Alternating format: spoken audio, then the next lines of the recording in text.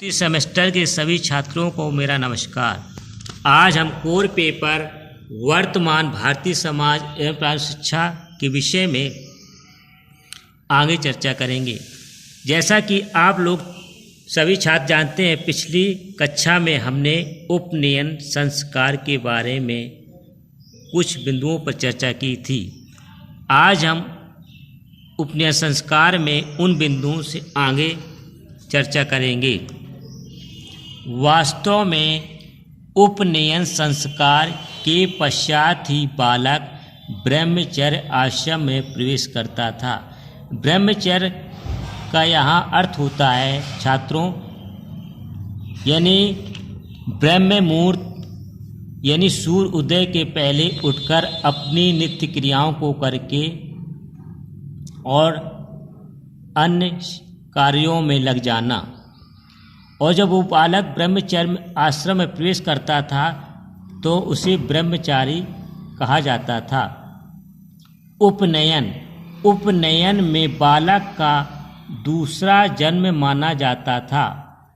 माता पिता बालक के सिर्फ शरीर को जन्म देते हैं, जिसे मात्र शारीरिक जन्म स्वीकार किया जाता सकता है, जबकि आचार्य यानी गुरु के यहाँ उपनयन के द्वारा दीक्षित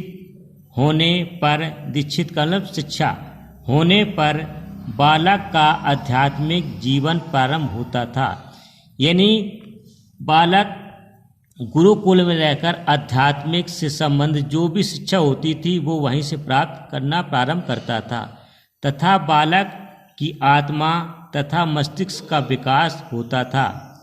जब वो आध्यात्मिक ज्ञान करेगा तो उसके द्वारा उसमें मस्तिष्क और आत्मा का विकास होता था। इसलिए उपनयन संस्कार को दूसरा जन्म अथवा आध्यात्मिक जन्म भी कहा जाता है। ये दोनों शब्द को छात्रों ध्यान से नोट कर लेना कि उपनयन संस्कार को दूसरा जन्म अथवा आध्यात्मिक जन्म भी कहा जाता है। Next paragraph. ब्राह्मण बालकों को सामान्यतः 8 वर्ष से लेकर 16 वर्ष की आयु में उपनयन संस्कार कराया जाता था और क्षत्रिय बालकों को सामान्यतः 11 वर्ष से लेकर 22 वर्ष की आयु में उपनयन संस्कार कराया जाता था, तथा वैश्य वर्ण के बालकों के लिए उपनयन संस्कार की आयु 12 वर्ष से लेकर 24 वर्ष होती थी।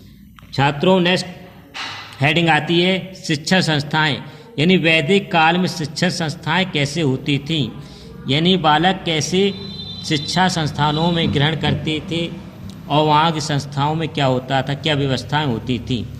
उपनयन संस्कार के बाद दी जाने वाली औपचारिक शिक्षा के लिए बालकों को तैयार कराना होता था। इसमें बालकों को उच्चारण, शब्द ज्ञान, भाषा व गणित की प्रारंभिक बातें सिखाई जाती थीं। इस प्रकार घर ही बालक की प्रथम लेकिन अनौपचारिक शिक्षा संस्थाएं होती थीं। यानी घर बालक की प्राथमिक शिक्षा होती थी, लेकिन अनौपचारिक शिक्षाएं कहाँ होती थीं? संस्थाएं।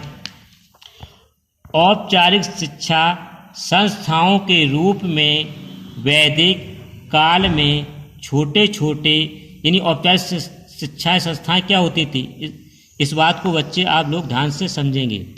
औपचारिक शिक्षा संस्थाओं में वैदिक काल में छोटे छोटे पारिवारिक विद्यालय होते थे, जिनका संचालन शिक्षक यानी गुरु स्वयं व्यक्तिगत रूप में करता था।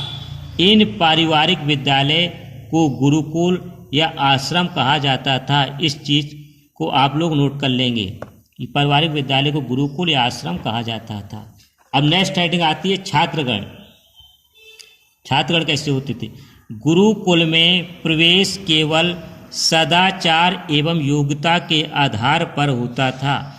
गुरुकुल के नियमों तथा परंपराओं के प्रतिकूल आचरण करने पर छात्रों को गुरुकुल से निष्कासित कर दिया जाता था। यानी जो भी छात्र गुरुकुल के नियम परंपराओं को नहीं मानता था उसे गुरुकुल से बाहर निकाल दिया जाता था। छात्र सामान्यतः गुरुकुल में 12 वर्ष तक शिक्षा ग्रहण करते थे।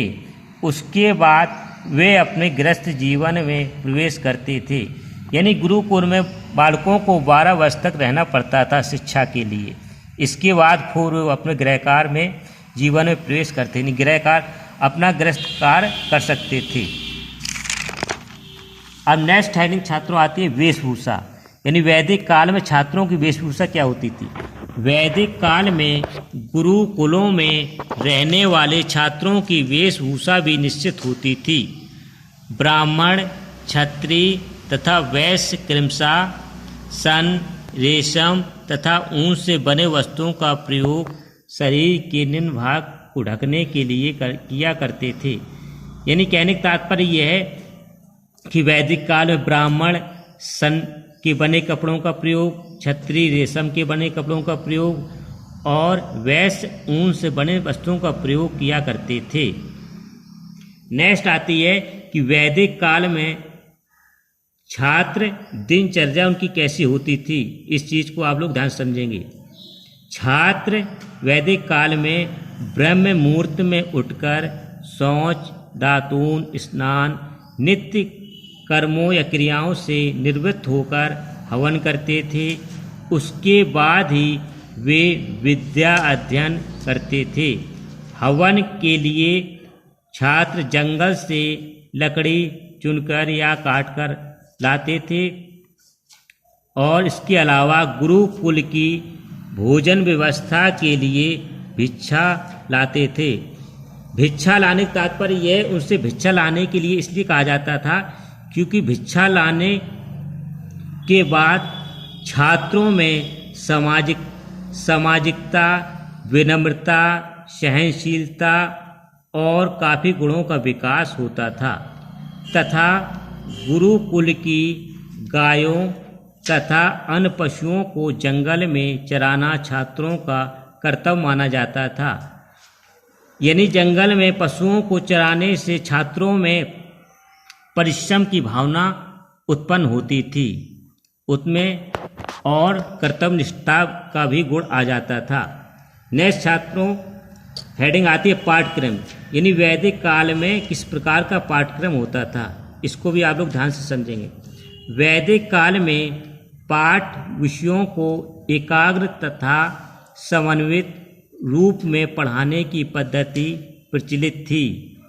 यानी वैदिक काल में परा और अपरा दो नाम की विद्याओं के अंतर्गत शिक्षा दी जाती थी। अब पहला समझिए परा विद्या। छात्रों परा विद्या को ध्यान देंगे, समझेंगे कि परा विद्या के अंतर्गत क्या होता था। परा विद्या के अंतर्गत वेदों की शिक्षा दी जाती थी और इसके अलावा यज्ञ तथा अन्य संस्कार विधियों, जैसे आपने उपनयन संस्कार पढ़ा होगा पिछले क्लास में, अन्य संस्कार विधियों का प्रयोगात्मक ज्ञान प्रदान किया जाता था। यानी यज्ञ और संस्कार विधियां को हमेशा प्रयोगात्मक ज्ञान द्वारा प्रदान किया जाता था। परा विद्या हो गई आपकी विद्या। अब आती अपरा, दूसरी होती अपरा विद्या। इस विद्या के अंतर्गत क्या आता है, छात्र ध्यान से समझेंगे। अपरा विद्या के अंतर्गत इतिहास, ज्योतिष, गणित, जीव विज्ञान यानी जंतुओं संबंधी जिसमें जीव जंतु, वनस्पति, पेड़ पौधे जिसके अंतर्गत आते हैं, चिकित्सा विषय पढ़ाए जाते थे। यानी चिकित्सा मतलब कैसे इलाज रोग होने पर किया जाता था, चिकित्सा विषय पढ़ाए जाते थे। इसके बाद छात्र आप लोगों को फिर नेक्स्ट वीडियो मिलेंगे, तब तक के लिए नमस्कार।